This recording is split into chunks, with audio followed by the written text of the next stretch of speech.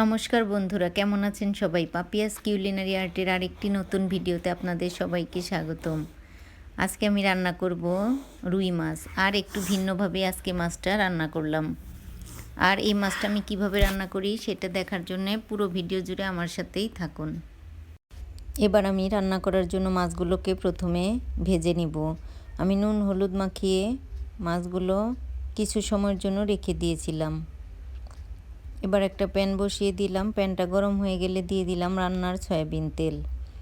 এবার তেলটা গরম হয়ে গেলে আমি মাছগুলো হালকা করে ভেজে নিচ্ছি।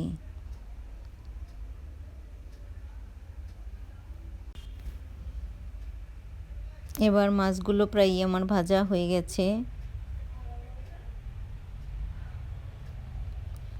আর আমি মাছগুলো এবার তুলে নিলাম। সবগুলো মাছই আমি তুলে নিয়েছি। এবার রান্নাটা করব। এবার তেলের মধ্যে আমি ফোড়নটা আগে দিয়ে দিব। আমি প্রথমে প্যানে দিয়ে দিলাম ফোড়নের জন্য জিরা, আর দিয়ে দিলাম পেঁয়াজ কুচি।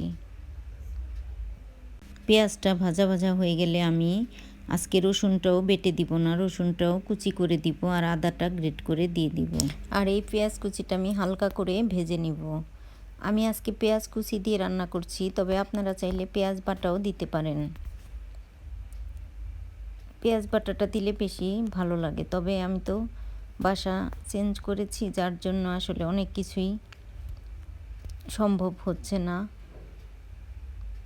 গোছগাছ করছি, পাশাপাশি রান্নাও করছি, এজন্য আমি পেঁয়াজ কুচিটা দিয়েই রান্নাটা করছি। এছাড়া সবসময় পেঁয়াজ বাটা দিয়েই রান্নাটা করি। এবার আমি গুঁড়ো মশলাগুলো দিয়ে দিলাম। পেঁয়াজ ভাজা হয়ে গেলে দিয়ে দিলাম হলুদ গুঁড়া, মরিচ গুঁড়া, আর ধনিয়া গুঁড়া, জিরা গুঁড়া। এবার মশলাগুলোকে খুব ভালো মতো কষিয়ে নিব। একটু জল দিয়ে দিলাম, আর জলের সাথে পেঁয়াজ আর মশলাগুলো খুব সুন্দর মতো কষিয়ে রান্নাটা করে নেব। এবার আমি নিয়েছি একটা কমলা, আর কমলাটা খুব ভালো মতো ধুয়ে নিয়েছি। এবার ছিলে এর থেকে রসটা বের করে নেব। আর এই কমলার রসটা দিয়ে আমি মাছটা রান্না করব। আর এই কমলার রস দিয়ে মাছ রান্না করলে খেতে ভীষণই ভালো লাগে।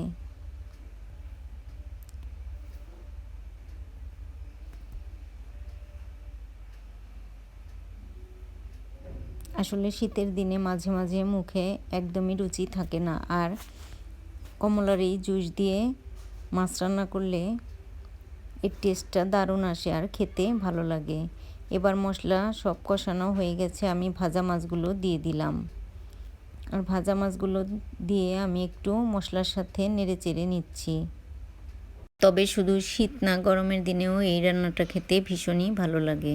আর এবার আমি দিয়ে দিব অল্প পরিমাণ জল। আসলে আমি মাখা মাখা করে রান্না করব, এই জন্য খুব একটা জল দিব না। এবার মাছগুলো দিয়ে আমি ঢেকে কিছুক্ষণ রান্না করে নেব।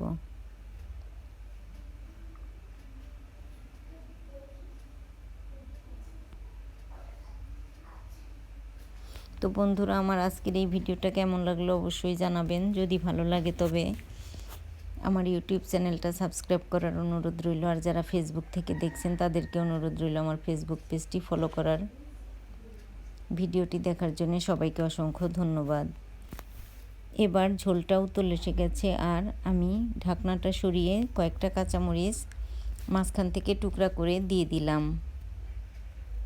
আসলে এই মাছ রান্নাটা ঝাল ঝাল টক টক হবে, খেতে ভালো লাগবে। আর ঝোলটা আমি যেটুকু রাখবো ঠিক সেটুকুই আছে। এবার আমি নামানোর আগে দিয়ে দিলাম সেই অরেঞ্জ জুস।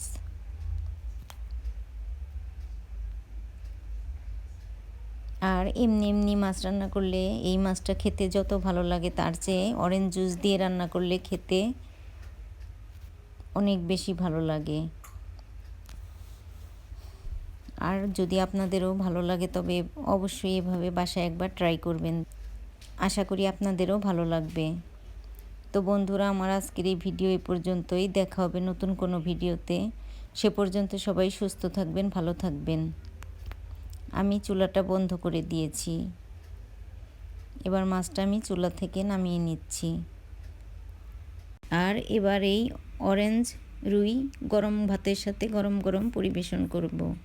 তো বন্ধুরা, সবাই সুস্থ থাকবেন, ভালো থাকবেন। ভিডিওটি দেখার জন্য সবাইকে অসংখ্য ধন্যবাদ। আজ এ পর্যন্তই, দেখা হবে নতুন কোনো ভিডিওতে। সে পর্যন্ত সবাই ভালো থাকবেন।